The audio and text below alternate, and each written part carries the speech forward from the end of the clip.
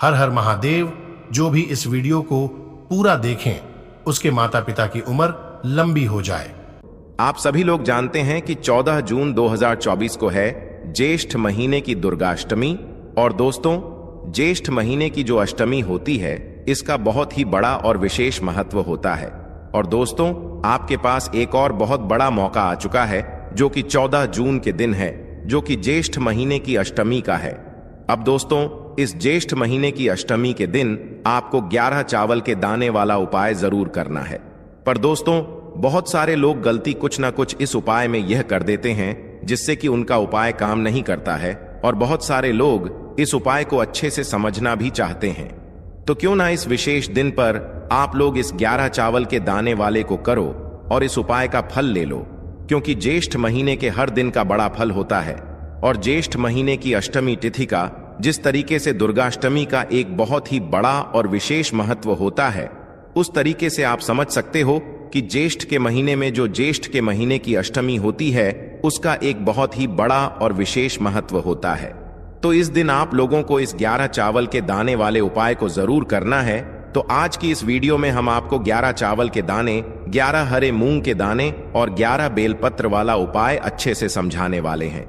हर video में हम आपको एक या दो ही उपाय बताएंगे, क्योंकि अगर एक वीडियो में कम से कम मतलब 4 या 5 उपाय बता दें तो काफी ज्यादा लोग कंफ्यूज हो जाते हैं और वो कोई भी उपाय सही से नहीं कर पाते हैं। इसीलिए इस वीडियो में मात्र हम आपको 11 चावल, 11 बेलपत्र और 11 हरे मूंग के ही दाने वाले जो उपाय हैं वही बताएंगे। इसीलिए आप इस उपाय को अच्छे से ने इस वीडियो को देखने के बाद आपको किसी और वीडियो को देखने की जरूरत ही नहीं है इस उपाय को करने के लिए, क्योंकि इस वीडियो में हम आपको बहुत अच्छी तरीके से यह वाला उपाय समझा देंगे। सबसे पहली बात, यह वाला जो उपाय हम आपको बताने वाले हैं यह सिर्फ और सिर्फ दुर्गाष्टमी के दिन किया जाना है। इसके अलावा और किसी अष्टमी को नहीं किया जाना है। जब दुर्गाष्टमी पड़े तब आपको करना है। तो सबसे पहली चीज, इस उपाय को आपको प्रातः सुबह सुबह करना है। सुन लिया आप लोगों ने, सुबह सुबह कहने का मतलब है 10 से 12 बजे तक भी करोगे तो भी चलेगा, पर जितना जल्दी हो सके सुबह सुबह आप लोग इस उपाय को करने की कोशिश करना। तो सबसे पहली चीज हमें यह जानना होगा कि इस उपाय में हमें किन किन चीजों की आवश्यकता यहां पर पड़ने वाली है। तो देखो, हमने आपको पहले ही बता दिया है कि बेलपत्र, हरी मूंग और यहां पर जो हमारे चावल के दाने हैं वो इसमें उपयोग होने वाले हैं, पर कितने कितने लेना है वो भी हम आपको बताते हैं। देखिए, सबसे पहले आपको 11 चावल के दाने लेना है। अब यहां पर मैं आपको एक बात बता दूं कि 11 जो चावल के दाने ले रहे हो या 11 जो चावल के दाने आप लोग ले रहे हो ना, ये आपको अपने घर के रसोई घर से ही लेना है। पर ध्यान इस बात का देना है कि जो 11 चावल के दाने आप लोग ले रहे हो ना, इन 11 चावल के दानों को गिन लेना है। गिनने के बाद छांट लेना है कि इन 11 चावल के दानों में कोई भी दाना टूटा हुआ ना हो। टूटा हुआ है तो उसको हटाकर एक बिल्कुल अच्छा साबूदाना जो है यहां पर निकाल लो। चावल का तो कहने का मतलब यह है कि 11 के 11 चावल के दाने बिल्कुल साफ होने चाहिए, बिल्कुल लंबे लंबे होने चाहिए, टूटे हुए नहीं होने चाहिए, एक भी नहीं होना चाहिए टूटा हुआ। इस बात का ध्यान रखना है। लेने 11 ही चावल के दाने हैं, ना कम लेना है ना ज्यादा लेना है। दूसरी चीज आती है दोस्तों यहां पर हरा मूंग। अब हरा मूंग कैसा लेना है वो भी हम आपको बता देते हैं। देखिए, हरा मूंग वो वाला नहीं लेना है जो दाल वाला होता है, मतलब जो आपके घर में दाल कटी कटी वाली रखी हुई होती है ना। बहुत सारे लोग क्या करेंगे, वो वाला हरा मूंग ले लेंगे। नहीं, हरा मूंग वो लेना है जो कि कटा ना हो, पूरा बिल्कुल सैगा का सैगा हो, गोल टाइप का हो, वो वाला आपको हरा मूंग लेना है। कितना लेना है? 11 दाने लेना है ना। अब 11 दाने कैसे लेना है, बढ़िया गिन लेना। इसमें आपको टूटने वगैरह की कोई दिक्कत है ही नहीं। आपको गोल व गोल ही गोल दाने लेना है। वो भी हरे मूंग के कितने लेने हैं? 11 दाने। तो 11 हरे मूंग के दाने लेना नहीं है। घर में तो आप कहीं से जाकर ला सकते हैं, कोई दिक्कत नहीं है।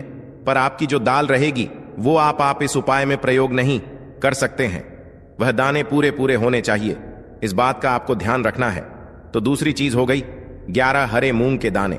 अब जो तीसरी चीज है दोस्तों वो है बेलपत्र, भगवान शिव जी की सबसे प्रिय वस्तु बेलपत्र। यह भी कितनी लेनी है? 11 ही लेनी है। कितने? 11 है ना।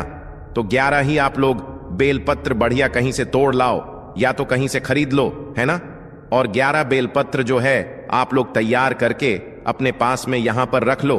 तो आप लोगों को क्या क्या सामग्री रखनी है? 11 चावल के दाने, 11 हरे मूंग के दाने और 11 ही बेलपत्र। बेलपत्र में भी यह बात ध्यान रखना कि जो 11 बेलपत्र के जो पत्ते हैं उन वह जो पत्ते रहेंगे ना, वह टूटे हुए कट्टे पिटे नहीं होने चाहिए। भगवान शिव जी को जो भी चीज समर्पित करो बिल्कुल शुद्ध, बिल्कुल साफ, बिल्कुल मन से समर्पित करो।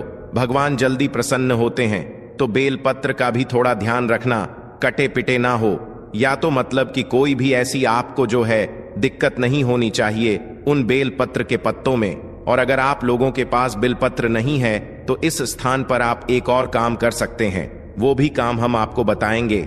उससे पहले अब हम आपको समझाते हैं कि ये उपाय आपको अब कैसे करना है। ये तीनों चीजें आपने तैयार कर ली। 11 बेलपत्र, 11 सरे मूंग के दाने, 11 चावल के दाने, थोड़ा आगे पीछे हम बोल रहे हैं, आप समझ लेना। तो आपने ये तीनों चीजें तैयार करनी 11 मात्रा में। उसके बाद में आप सुबह सुबह जा रहे हो तो ऐसा तो है नहीं कि आप भगवान शिव जी की पूजा नहीं करोगे। एक लोटा जल अपने साथ में रख लेना। पूजन की थाली जो आप लेकर जाना चाहो, चंदन वगैरह भगवान शिव जी को चढ़ना चाहो, जाओ अक्षत वगैरह अलग से रखना। यह पूजन की सामग्री, ये जो उपाय की सामग्री बताई है ये अलग रहेगी। और जो पूजन की आपकी सामग्री है, सुबह सुबह जो रोज प्रतिदिन आप लोग जाते हैं मंदिर और पूजन करते हैं, वह सामग्री अलग रखिएगा तो बढ़िया लेकर पहुंच जाएगा। भगवान शिव जी के मंदिर में प्रातः काल सुबह सुबह और स्नान करके शुद्ध होके नए वस्त्र पहनकर, ऐसा ना हो आप पिछले दिन के ही वस्त्र पहन लें, थोड़ा धुले हुए। इस दिन विशेष रूप से आप वस्त्र पहन लेना या नए वस्त्र पहन लेना। ज्येष्ठ के महीने की यह दुर्गाष्टमी है, भूलना मत। बहुत बहुत बड़ा यह दिन है। तो करना क्या है वह अब हम आपको यहाँ पर बता देते हैं। आप भगवान शिव जी के मंदिर जैसे ही पहुंचे ना, तो शिव जी की चौखट से ही यह उपाय शुरू हो जाएगा। इस बात का ध्यान रखिए। तो चौखट से कैसे यह उपाय शुरू होगा? देखो, आप जो अपनी पूजन की थाली वगैरह सब तैयार करके लेकर आए हो, ना हो सके तो उसे थोड़ा वहीं पर पास में कहीं पर रख देना, क्योंकि इस उपाय को आपको भगवान शिव जी की चौखट से ही शुरू करना है। और चौखट जब आपके हाथ, दोनों हाथों में सामान रहेगा तो आप फिर मतलब इस उपाय को कैसे अच्छे से कर पाओगे। तो इसलिए अपने पूजन के जो भी सामग्री है वो साइड में रख देना थोड़ा थोड़ी देर के लिए। तो अब आपको करना क्या है, आपको अपने हाथ में 11 चावल के दाने, 11 हरे मूंग के दाने, 11 बेलपत्र अपने साथ में मात्र रखना है। उपाय को करते समय जब भगवान शिव जी की चौखट पर पहुंच जाओ तो ये तीनों वस्तुएं, तीनों सामग्री आपके हाथ में होनी चाहिए। सबसे पहले आपको क्या करना है कि भगवान शिव जी की जो चौखट होगी या जहां से आप लोग भगवान शिव जी के मंदिर के अंदर प्रवेश कर रहे हो, 2 साइड होंगी चौखट की, एक राइट साइड और एक लेफ्ट साइड। तो कोई सी भी साइड देख लेना, राइट देख लेना या लेफ्ट देख लेना। उस स्थान पर आपको अपने 11 चावल के दाने निकालने हैं। कितने? 11 जो चावल के दाने हैं ना वो निकालने हैं। 11 चावल के दानों को निकालने के बाद अपनी मनोकामना को मन ही मन सोचकर या थोड़ा सा बोलकर भगवान शिव जी से निवेदन करके इन 11 चावल के दानों को एक साथ एक एक करके, नहीं एक साथ, जो है भगवान शिव जी की चौखट पर समर्पित कर देना है। बस बीचों बीच आपको चावल के दाने नहीं रखना है, किसी के पैरों में वो नहीं आने चाहिए। या तो लेफ्ट साइड रख देना या तो राइट साइड रख देना, कोई दिक्कत नहीं है। बस आप 11 चावल के दाने को रखते समय अपनी मनोकामना भगवान शिव जी से जरूर बोली गई। यह वो मनोकामना है जो कि आपकी अगली दुर्गाष्टमी आने तक पूर्ण हो जाएगी। इसलिए सोच समझकर एक ही मनोकामना बोलना। तो 11 चावल के दाने को समर्पित करते समय अपनी मनोकामना बोल देना जैसे ही आप 11 चावल के दाने समर्पित कर दें। उसके बाद में आप भगवान शिव जी के मंदिर के अंदर प्रवेश करें। प्रवेश करने के बाद ऐसा ना हो सीधा शिव जी के पास में पहुंच जाए, आपको आकर रुकना है नंदी बाबा के पास में। नंदी बाबा के पास में आकर रुकना, बैठ जाना हो सके या थोड़ा सा नीचे झुक जाना। उसके बाद में आपको क्या करना है, अब आपको निकालने हैं अपने 11 हरे मूंग के दाने जो आप घर से गिन कर लेकर आए हैं। ये सभी सामग्री घर से गिन कर तैयार करके लेकर आना है। मंदिर में आपको इसका कुछ नहीं करना है। तो 11 हरे मूंग के दाने जो आप लेकर आए हो ना, अब आपको इनका क्या करना है कि 11 हरे मूंग के दाने को आपको भगवान नंदी बाबा को समर्पित करना है, जो भगवान शिव जी के शिवलिंग के सामने बैठे हुए होते हैं। अब ध्यान या आप पर यह बात देना है कि ये जो 11 सरे मूंग के दाने हैं ये कहां पर समर्पित करना है। देखो, भगवान नंदी बाबा के 2 पैर होते हैं और एक पैर हमेशा उठा हुआ होता है, तो उस उठे हुए पैर के पास मतलब वैसे 4 पैर होते हैं, पर आगे के 2 पैरों की हम बात कर रहे हैं। तो जो उठा हुआ एक पैर होता है ना, उस उठे हुए पैर के नीचे या उस उठे हुए पैर के पास में आपको यह 11 हरे मूंग के दाने समर्पित कर देने हैं। समर्पित करने के बाद भगवान से निवेदन लेना, नवा से प्रार्थना कर लेना, जो भी आपकी मनोकामना हो उसके लिए 11 हरी मूंग के दाने आपने समर्पित की है। उसके बाद में वहां से भी उठ जाना है। उठने के बाद सीधा आ जाना है। आपको भगवान शिव जी की शिवलिंग के पास में यहां पर आकर भी आप बैठ सकते हैं या थोड़ा झुक सकते हैं। अब आपको क्या करना है, आखिरी में आपके पास 11 हरे मूंग के दाने ही बचे हैं, मतलब जो 11 बेलपत्र हैं वो बची हुई हैं, तो उनको निकाल लेना है। अब आपको क्या करना है, सबसे पहले आप भगवान शिव जी की शिवलिंग में ये देख लो कि माता अशोक सुंदर जी मतलब शिव जी की सबसे छोटी बेटी जी का स्थान कौन सा है, वो स्थान कहां पर होता है। तो वो स्थान हम आपको बताते हैं। माता अशोक सुंदर जी का एक स्थान होता है जो कि जलाधारी के ऊपर होता है।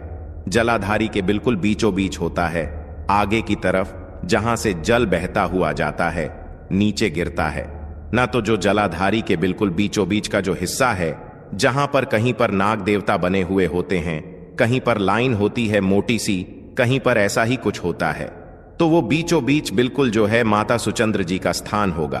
अब यह 11 बेलपत्र आपको वहीं पर बीचों बीच समर्पित करनी है। वो भी एक एक करके चढ़ाते जाना है और ध्यान रखना कि इन 11 बेलपत्र की डंडी का मुख किस तरफ हो, जहां से जल बहता हुआ जाता है और जलाधारी से नीचे गिरता है, उस तरफ डंडी का मुख होना चाहिए। बेलपत्र की तो हो सके तो इन बेलपत्र की बीच वाली बड़ी पत्ती पर आप चंदन भी लगा सकते हो। बीला चंदन नहीं हो कोई दिक्कत नहीं है, ऐसे भी चढ़ा सकते हो।